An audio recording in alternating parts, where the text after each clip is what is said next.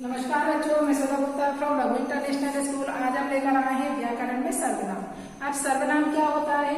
सर्वनाम वह शब्द होते हैं जो संज्ञा के स्थान पर प्रयोग किए जाते हैं। मतलब जैसे आप यहाँ पर जानिए, जहाँ अगर हम कोई कहानी पढ़ा रहे हैं हमने कि राम वनवास जाते हैं, या फिर हम स्टार्टिंग से हम करते हैं राजा राम अयोध्या के राजा थे। उनके राम के पिता का नाम दशरथ था। तो राम के पिता का नाम दशरथ था, तो हम बार बार उसमें राम नाम का उपयोग न करके, राम नाम का प्रयोग न करके उसके स्थान पर हम यहाँ पर हम सर्वनाम का यूज कर सकते हैं। जैसे हमने बोला राम अयोध्या के राजा थे, तो उनके पिता का नाम दशरथ था, तो हम यहाँ पर राम के पिता का नाम दशरथ न करके उनके पिता का नाम कर लिया, तो उनके क्या हुआ है यहाँ पर सर्वनाम। वो क्या कहला गया? हमारा सर्वनाम। तो इस तरह पर हम जहाँ पर बार बार अगर किसी नाम का बार बार प्रयोग नहीं करके उस स्थान पर हम सर्वनाम यूज कर लेते हैं, सर्वनाम शब्दों का प्रयोग कर लेते हैं, तो वह सर्वनाम कहलाते हैं। जैसे वह, उसके, उसकी, उसे, तुम, तुम्हें, ये सारे क्या होते हैं? हमारे सर्वनाम होते हैं। जो शब्द संज्ञा के स्थान पर प्रयोग किए जाते हैं उसे सर्वनाम कहते हैं। जैसे वह, उसके, उसकी, उसे, तुम्हें, तू, तेरा, मेरा, ये सारी चीजें, मैं, स्वयं, ये सब क्या होते हैं? हमारे सर्वनाम होते हैं। अब सर्वनाम कितने प्रकार के होते हैं? सर्वनाम छह प्रकार के, सर्वनाम 6 प्रकार के होते हैं। अब 6 प्रकार के कौन कौन से होते हैं? सबसे पहला होता है पुरुष वाचक सर्वनाम। कौन सा होता है सबसे पहले? पुरुषवाचक सर्वनाम। दूसरा कौन सा होता है हमारा? निश्चयवाचक सर्वनाम, निश्चयवाचक सर्वनाम। तीसरा अनिश्चयवाचक सर्वनाम, अनिश्चयवाचक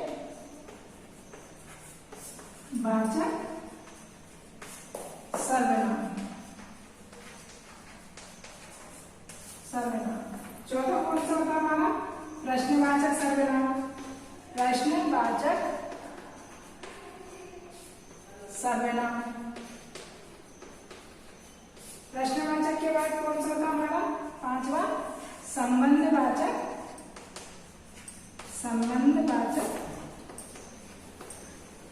सर्वनाम। और एक और होता है हमारा, वो कौन सा होता है हमारा? निजवाचक सर्वनाम। कौन सा होता है हमारा? निजवाचक सर्वनाम। तो इस तरह हमारे 6 प्रकार के सर्वनाम होते हैं। कौन कौन से? पुरुषवाचक सर्वनाम, निश्चयवाचक, अनिश्चयवाचक, प्रश्नवाचक सर्वनाम, संबंधवाचक और निजवाचक सर्वनाम। इस तरह हमारे 6 प्रकार के सर्वनाम होते हैं। अब सबसे पहले हम जानेंगे पुरुषवाचक सर्वनाम। अब पुरुषवाचक सर्वनाम क्या होता है? पुरुषवाचक सर्वनाम में केवल 3 भेद होते हैं। कितने भेद होते हैं पुरुषवाचक सर्वनाम के? 3 भेद होते हैं। कौन कौन से होते हैं? सबसे पहले पुरुषवाचक सर्वनाम में होता है हमारा एक उत्तम पुरुष, मध्यम पुरुष और कौन सा होता है? उत्तम पुरुष, मध्यम पुरुष और अन्य पुरुष। तो सबसे पहले हमारा कौन सा है? उत्तम पुरुष। उत्तम पुरुष कौन सा होगा हमारा? उत्तम पुरुष मतलब मैं सर्वनाम यहाँ पर यूज होगा उत्तम पुरुष में, कि उत्तम मतलब मैं कह रहा हूँ, और मध्यम पुरुष मतलब तुम, और अन्य पुरुष मतलब तीसरा व्यक्ति।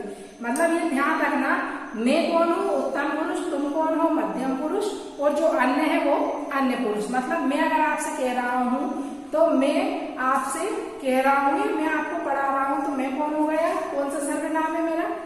कौन सा है? उत्तम पुरुष। तुमसे अगर मैंने बात करी, मैं तुमसे बात कर रहा हूँ, तो तुम कौन हो गए? आप। और मैं बात कर रहे हैं तो आप हो गए कौन सा? मध्यम पुरुष। और अगर हम दोनों मिलकर किसी अन्य व्यक्ति के बारे में बात कर रहे हैं तो वो हो गया अन्य पुरुष सर्वनाम। ठीक है, तो ये हमारा पुरुषवाचक सर्वनाम होगा। अब निश्चयवाचक सर्वनाम। अब पुरुषवाचक में आप बोलोगे कि भाई उत्तम पुरुष में क्या? उत्तम पुरुष में मैं बोल रहा हूँ, मैं कह रहा हूँ, मैंने ऐसा कहा, ये सारे यूज मेरे लिए होंगे। और उत्तम पुरुष के लिए क्या है, तुम, तुम्हें, तुम्हारे, इस तरह से हम उत्तम उसमें करेंगे, सॉरी मध्यम पुरुष में। अन्य पुरुष के लिए उसको, उसकी, उसके लिए ये आएगा, ठीक है, वह, ये सब। अब आया हमारा निश्चयवाचक सर्वनाम। अब निश्चयवाचक सर्वनाम में जब कोई चीज की निश्चितता होती है, भाई मैंने कहा सूर्य पूर्व से निकलता है, सूर्य पूर्व से निकलता है, ये कौन सा सर्वनाम होगा हमारे यहाँ पर, निश्चयवाचक सर्वनाम।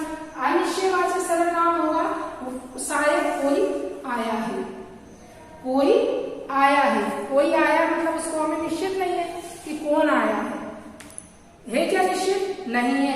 अनिश्चयवाचक सर्वनाम होगा जहां पर हमें किसी चीज के बारे में मालूम नहीं होगा, जिसके हमें ये भी मालूम नहीं होगा कि आज हमारे मेहमान कौन आया है, या बाहर गेट के बाहर हमारे यहाँ पर कौन खड़ा हुआ है, या किसने हमारे लिए कोई गिफ्ट भेजी है, इसके बारे में जब हमें कोई जानकारी नहीं रहती है तो वहाँ अनिश्चयवाचक सर्वनाम होता है।